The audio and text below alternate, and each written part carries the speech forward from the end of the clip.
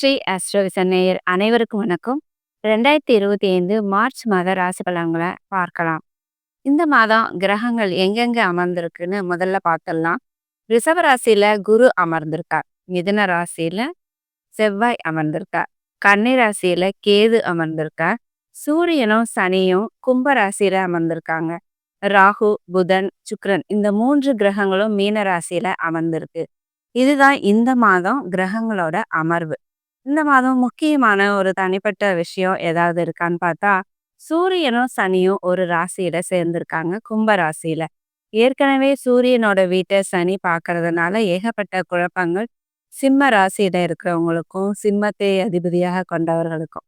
சூரியன்கிறது ஒரு ஆளுமையை குறிக்கக்கூடிய ஒரு கிரகம், தன்னம்பிக்கை குறிக்கக்கூடிய ஒரு கிரகம், அரச லாபம், அரச பதவி, அரசு வேலை, அப்பா சம்பந்தப்பட்ட எல்லா அமைப்புகள் இது எல்லாத்தையுமே குறிக்கக்கூடிய ஒரு கிரகம்.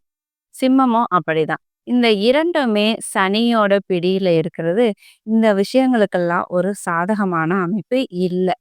இந்த மாதம் பிறக்கின்ற குழந்தைகளுக்கு 9ஆம் இடம் மிக வலுவாக இருந்தா மட்டும்தான், அப்பா சம்பந்தப்பட்ட எல்லா அமைப்புகளும் அவங்களுக்கு கிடைக்கும். ஒரு சிலர் ஜோதிடர்கிட்ட சிசேரியனுக்கு நாள் குறிப்பாங்க.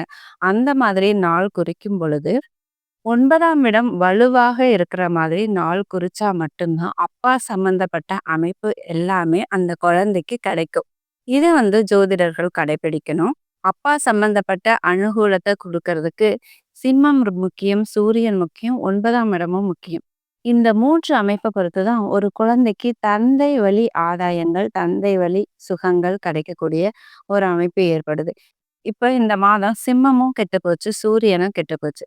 இப்போ 9ஆம் இடம் மட்டும்தான் நமக்கு இருக்கிற ஒரே வழி. அதனால 9ஆம் இடம் வலுவாக இருந்தா மட்டும்தான் தந்தை வழி அமைப்பு ஒரு குழந்தைக்கு நல்லா இருக்கும். இந்த மாதம் 15ஆம் தேதி சூரியன் கும்பராசியிலிருந்து மீன ராசிக்கு பயிற்சியாகிறார். சூரியன் சனியிடமிருந்து விடுபட்டு கும்பராசியிலிருந்து மீன ராசிக்கு போறார். ஆனா அங்க கூட ராகு இருக்கார். ராகு கூட அஸ்தங்கமாகக்கூடிய ஒரு சூழ்நிலை, கிரகணமாகக்கூடிய சூழ்நிலை சூரியனுக்கு ஏற்படுது. அதனால ஜோதிடர்கள் சிசேரியனுக்கு நாள் குறிக்கும் போது தந்தை சம்பந்தப்பட்ட அமைப்புக்கு ரொம்ப முக்கியத்துவம் கொடுத்து குறிக்கணும். விருச்சிகம். விருச்சிக ராசிக்காரர்களுக்கு இந்த மாதம் ஒரு நல்ல மாதமா அமைய போகுது. அர்த்தாஷ்டம சனியால அவதிப்பட்டுட்டு இருந்த நீங்க ஒரு சுகமான ஒரு சூழ்நிலைக்கு மாற போறீங்க இந்த மாதம். சனி பயிற்சி இந்த மாதம் இறுதியில நடக்க போகுது. உங்களுடைய கஷ்டங்கள் எல்லாம் நீங்க போகுது. இதுவரைக்கும் உங்களுக்கு பல அலைச்சல்கள், உடல்நல குறைவுகள், நிம்மதி இல்லாத சூழ்நிலை இது எல்லாமே கொடுத்துட்டு இருந்தார் சனி, அர்த்தாஷ்டம சனியா இருந்து. அந்த சனி பயிற்சி ஆகிறது ரொம்ப ரொம்ப ஒரு ரிலீஃபை தரும் உங்களுக்கு. மனசுல இருந்து கஷ்டங்கள் எல்லாம் விலகின மாதிரி ஒரு அமைப்பை தரும் விருச்சிக ராசிக்காரர்களுக்கு. என்னதான் குருவோட பார்வை உங்களுடைய ராசி மேல விழுந்தாலும், அதனுடைய முழு பலன் கிடைக்க விடாம சனி உங்களுக்கு தடுத்துட்டு இருந்தாருன்னு தான் சொல்ல முடியும். அது மட்டும் இல்ல, உங்களுடைய ராசி அதிபதி செவ்வாயும் 8ல போய் மறைஞ்சது உங்களுக்கு இன்னுமே பெரிய கஷ்டம்தான்.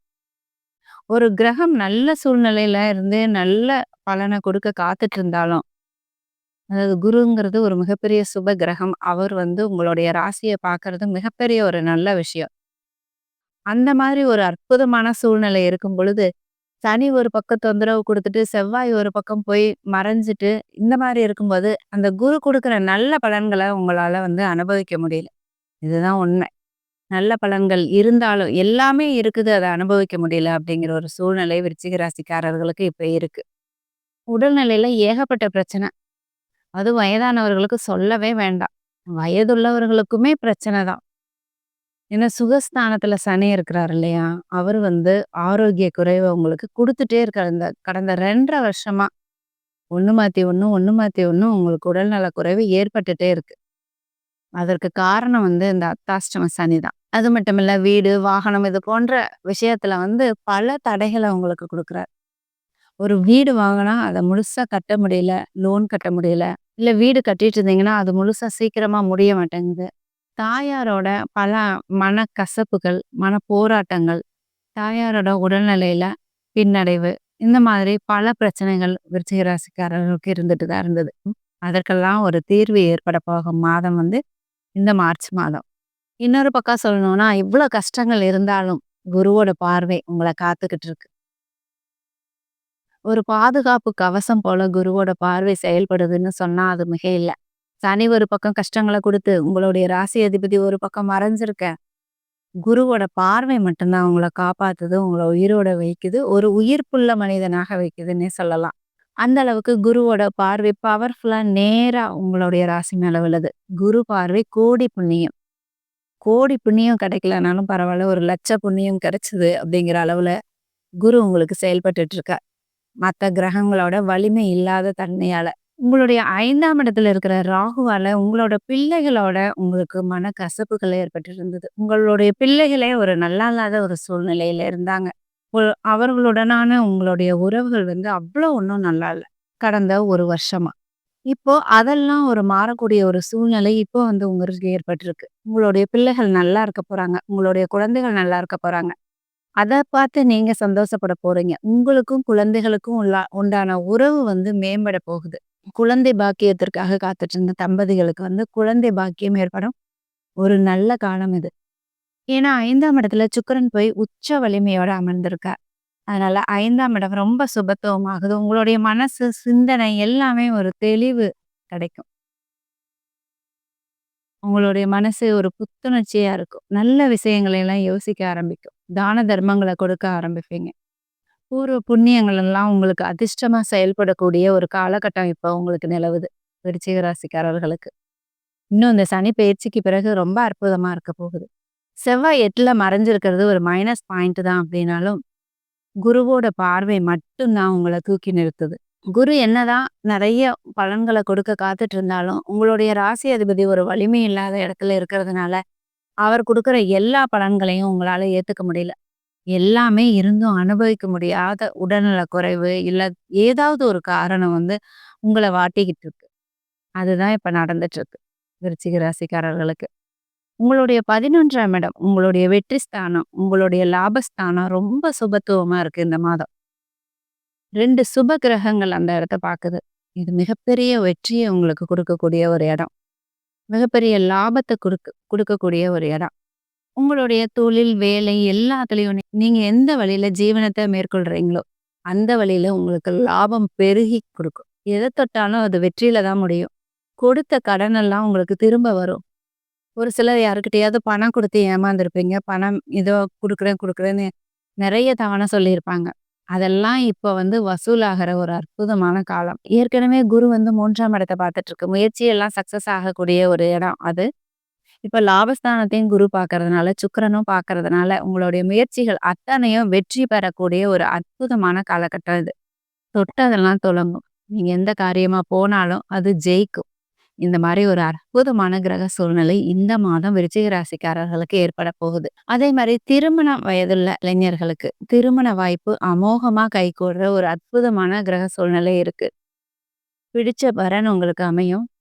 நீங்க வரன் தேடி போகலைன்னா கூட உங்கள தேடி தானா வீடு சேரும் வரன். காதல் திருமணம் கைகூடும். சந்தோஷமான திருமண வாழ்க்கை ஏற்படும். ஏற்கனவே திருமணம் ஆனவங்களுக்கு உங்களுடைய கணவன் மனைவிக்குள்ள ஏற்கனவே பிரச்சனைகள் இருந்திருந்தா கூட அதெல்லாம் தீர்ந்து நீங்க ஒற்றுமையா வாழக்கூடிய ஒரு காலமா இருக்குது இப்போ. கணவனால மனைவிக்கும், மனைவியால கணவனுக்கும் ஆதாயங்கள், நன்மைகள், ஒரு கருத்து ஒற்றுமை இதெல்லாமே ஏற்படுது. அதனால விருச்சிக ராசிக்காரர்களுக்கு இந்த மாதம் ரொம்ப ரொம்ப நல்ல மாதம் தான். விருச்சிக ராசிக்கார மாணவர்களுக்கு எப்படி இருக்கு? மாணவர்களுக்கு இது கொஞ்சம் சிரமமான காலம் தான். ஏன்னா 4ஆம் இடங்கிறது கல்வி ஸ்தானம். அந்த இடத்துல சனி இருக்கிறது அவ்வளோ நல்ல பலன் இல்ல. உங்களுடைய படிப்பு விஷயத்துல சனி பல தடைகளை ஏற்படுத்தியிருப்பார். படிப்புல தடை, உங்களுக்கே உடம்பு சரியில்லாம போகிறது, படிக்கிற அளவுக்கு உங்களுடைய பொருளாதார சூழ்நிலை ஒத்து வராம இருக்கிறது, ஏதாவது ஒரு சூழ்நிலையை ஏற்படுத்தி படிப்பை தடைப்படுத்துவார். இந்த மாத இறுதியிலே அதெல்லாம் மாறக்கூடிய ஒரு சூழ்நிலை கிரக பெயர்ச்சி, சனி பெயர்ச்சி ஏற்பட போகுது. அதனால மாணவர்களுக்கு இருந்த தடைகள் எல்லாம் இந்த மாத இறுதியில, இந்த மாதத்துல உங்களுக்கு தெரியாது. இந்த மாத இறுதி நாள்ல உங்களுக்கு சனி பெயர்ச்சி ஏற்பட போறதுனால, அடுத்த மாதத்துல இருந்து மாணவர்கள் கல்வி தடை எதுவுமே இல்லாம நல்லா படிக்க போறீங்க. உற்சாகமா படிக்க போறீங்க. படிப்பு விஷயம் அத்தனையிலயுமே சக்சஸ் ஆக போறீங்க. இதுதான் இந்த மாதத்தோட விருச்சிக ராசியோட பலன்கள். நீங்க இதுவரைக்கும் ஸ்ரீ அஸ்ட்ரோவிஷன் சேனலை சப்ஸ்கிரைப் பண்ணலைன்னா சப்ஸ்கிரைப் பண்ணிக்கோங்க. பெல் பட்டனையும் அழுத்திக்கோங்க. லைக் பண்ணுங்க, கமெண்ட் பண்ணுங்க, ஷேர் பண்ணுங்க. நன்றி. வாழ்க வளமுடன்.